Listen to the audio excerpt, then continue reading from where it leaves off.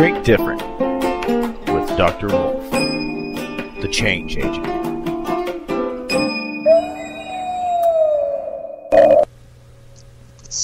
Well, good afternoon, everybody. Here we are again. It is Monday. Let's see, February 10th. And it's probably cold where you are. I'm in Southern California, so it's not. We're blessed with this temperature.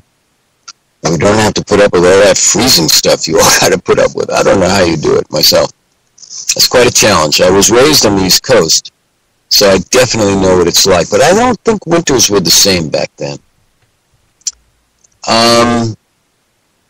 So the topic of the day is going to be creating change.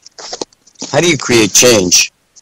I've been looking over this book called Immunity to Change by Robert Keegan and Lisa Leahy. And pretty much they're looking about changing organizations.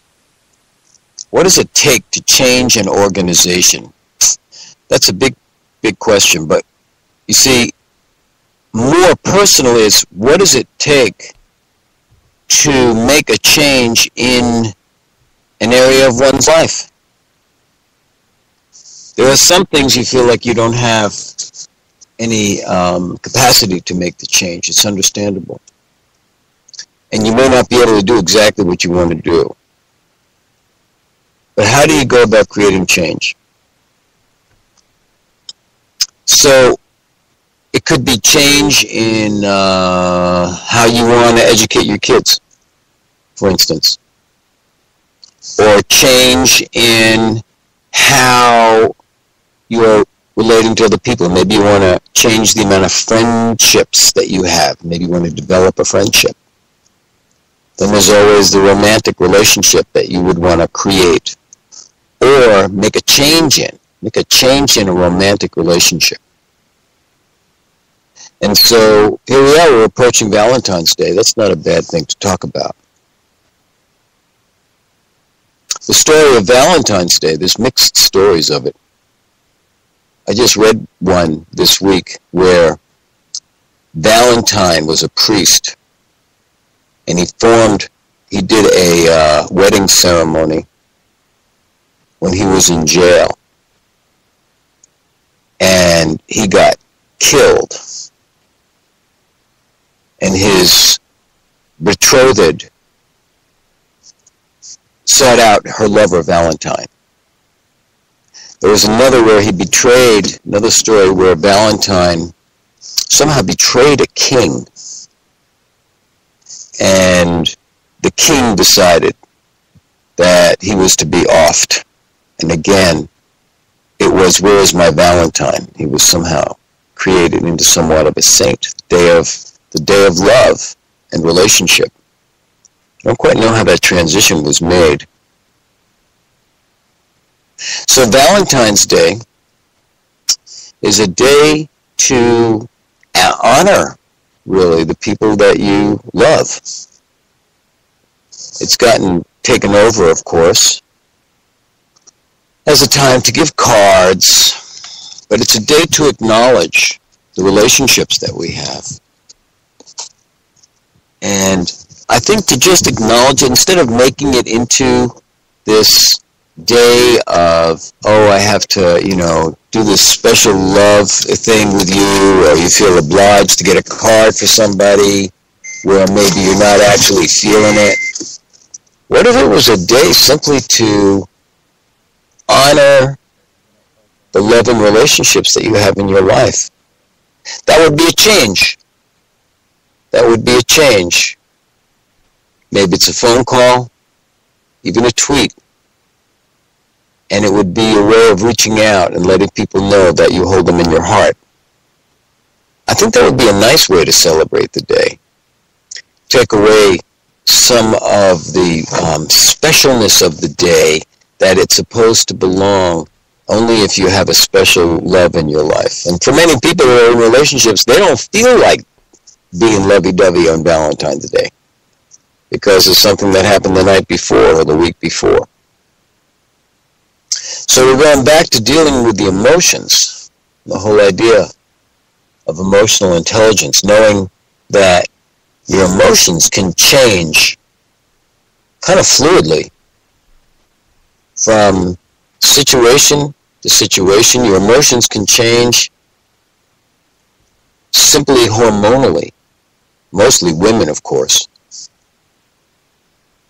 So if you know that your emotions are changing and you know they're going to fluctuate back to another place, it gives you a different way of dealing with your emotions rather than thinking that they're going to last forever. So if you get into a pattern with your significant other and you find yourself feeling a certain way, it actually changes the way you deal with the circumstance when you understand that it's going to come and go. Because then the process is more about how can I get through this thing that keeps me distant quicker. These are things that come to you around emotional intelligence when you really begin to understand how emotions can play with us. Remember, your emotions are produced by your primitive emotional brain. And you can't help what you feel.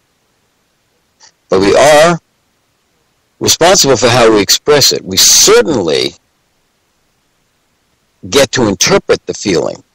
Everybody gets to interpret it. That's your thinking brain. You have 3 brains. Physical brain is breathing you right now, beating your heartbeat. The emotional brain is probably feeling relaxed and safe. I would like to think so. So you're comfortable enough to listen to this conversation on the radio internet. And then there's your thinking brain that can think about this. It can actually remember, your thinking brain will remember what you had for lunch or dinner. It'll help you plan. You know you have a plan for later on this evening. This is your thinking brain. So you can call on your thinking brain to deal with your emotions. When we understand that the emotion is a reaction and you can't help it, now you get to say, are there ways I can deal with my emotions better? Looking at relationships, you can begin to understand that there are emotional patterns in relationships, just patterns and cycles. And that if you understand how you create the pattern that you're in, it's all too easy to blame the other for being a certain way or not being a certain way. But the way to create change is really to look about how do I participate in that pattern. Excuse me. That was a sneeze. I've had a cold for about 10 days now. So, creating change, first of all, requires that you look at yourself. Get to know yourself a little bit. I just came back from the school. I'm teaching Taming Your Anger with Emotional Intelligence in a continuation high school. This is in California, Los Angeles. This is a group of kids who for some reason or another aren't welcome in regular high school. Some have learning challenges, some have legal probation issues. And the question is, can we teach emotional intelligence as curriculum? So I'm attempting to teach these kids the basics of emotional intelligence. And I've been working with them for about 2 weeks. And today, I worked with the teachers.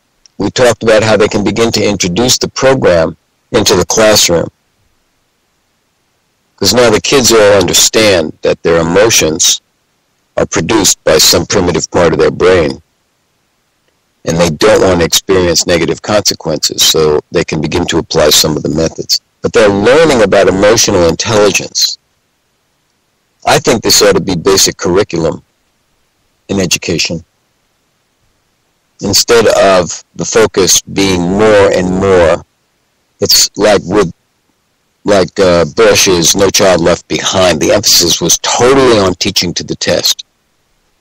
That's a real extreme form of education, thinking that what you need to learn is what will allow you to get a score on a test. So education is trying to find itself. Parents have to figure out how they want to educate their children, because you do get to choose how you educate your children, even if you don't think about how you want to educate your children. You do it anyway. So education is taking a direction of teaching to the test, for one, seeing that you get good scores on your SATs. It's also shifting toward technology, that the best ways to learn are through technology. There's no doubt that you can learn a lot through technology. And there's no doubt that if you don't have access to the internet by the time you're probably 7 or 8 years old, you're going to be at a handicap. You will be at a handicap, given what's available on the internet to anybody who has access. But that's good stuff. The brain is changing. The not so good stuff has to do with this almost sole emphasis on technology. And so schools have been dropping out the creative expression. They're dropping out literature. They're dropping out physical education. These things are going by the wayside. And kids are being taught, and the money is being invested in technology. There was an article in the Times over the last day, maybe today, about how the Los Angeles Department of Public Education has pulled back $1 billion worth of iPads that had been distributed to the students. How they came how the LA Unified came to make a deal with the iPad is a story unto itself. It seems that the director of the LA Department of Public Education,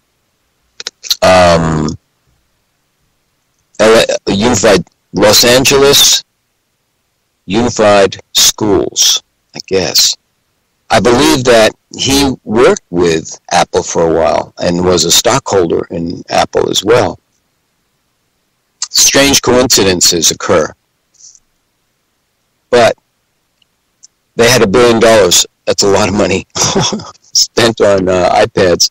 And as I've heard, that the kids broke the code, and so they were using these tablets in order to access the internet and do whatever they wanted to on the internet. And so it seems that LA Unified is yanking them back. But my point is, they decided to spend $1 billion on iPads.